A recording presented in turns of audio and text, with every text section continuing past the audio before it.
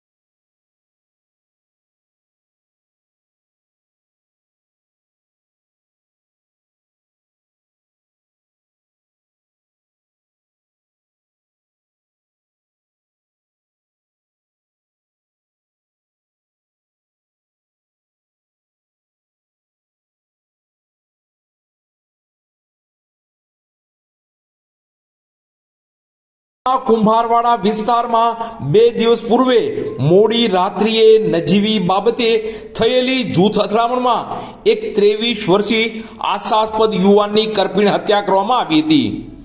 જોકે આ ઘટનાની ગંભીરતા જોઈ બોરતળાવ પોલીસે તાત્કાલિક એક્શનમાં આવી ગણતરીના કલાકોમાં જ 5 હત્યારાને દબોચી લીધા હતા. બોરતળાવ પોલીસે તમામ આરોપીઓને આજે ઘટના સ્થળે લઈ જઈ રિકન્સ્ટ્રક્શન કરાવ્યું હતું. પોલીસે આરોપીઓને લઈ પહોંચતા જ લોકોના ટોળે ટોળા એકઠા થયા હતા અને 5 આરોપીને કોર્ટમાં રજૂ કરવામાં આવશે. આ બનાવ અંગે બોરતળાવ પોલીસ મથકેથી જાણવા મળતી વિગતો અનુસાર શહેરના કુંભારવાડા ગુજરાત હાઉસિંગ બોર્ડ વિસ્તારમાં રહેતા સાહિલભાઈ સૈયદ ઉંમર વર્ષ આશરે 23 પાસે આરોપીઓએ એક્ટિવા માંગ્યું હતું. એક્ટિવા આપવા જેવી સામાન્ય બાબતે બોલાચાલી થયા બાદ મામલો ઉગ્ર બન્યો હતો. આ તકરાર લોહિયાળ અથડામણમાં ફેરવાઈ હતી, જેમાં સાહિલભાઈ પર જીવલેણ હુમલો કરવામાં આવતા તેમનું કરુણ મોત નીપજ્યું હતું. હત્યાની જાણ થતાં જ બોરતળાવ પોલીસનો કાફલો ઘટના સ્થળે દોડી ગયો હતો. પોલીસે અલગ અલગ ટીમો બનાવી તપાસ તેજ કરી હતી અને ગણતરીના કલાકોમાં જ 5 આરોપીઓને ઝડપી પાડ્યા હતા. જેમાં પકડાયેલા આરોપીઓમાં નદીમ મંસૂરભાઈ સોરઠિયા, સલીમ કાસમભાઈ સોરઠિયા, સાહિલ રસુલભાઈ શાહ, શાહનવાજ સલીમભાઈ સોરઠિયા તથા સિદ્દીક સલીમભાઈ સોરઠિયા ને પોલીસે ઝડપી લઈ કાયદેસરની કાર્યવાહી હાથ ધરી હતી અને આજે તમામ પાંચે આરોપીઓને ઘટના સ્થળ પર લઈ જઈ રિકન્સ્ટ્રક્શન કરવામાં આવ્યું હતું.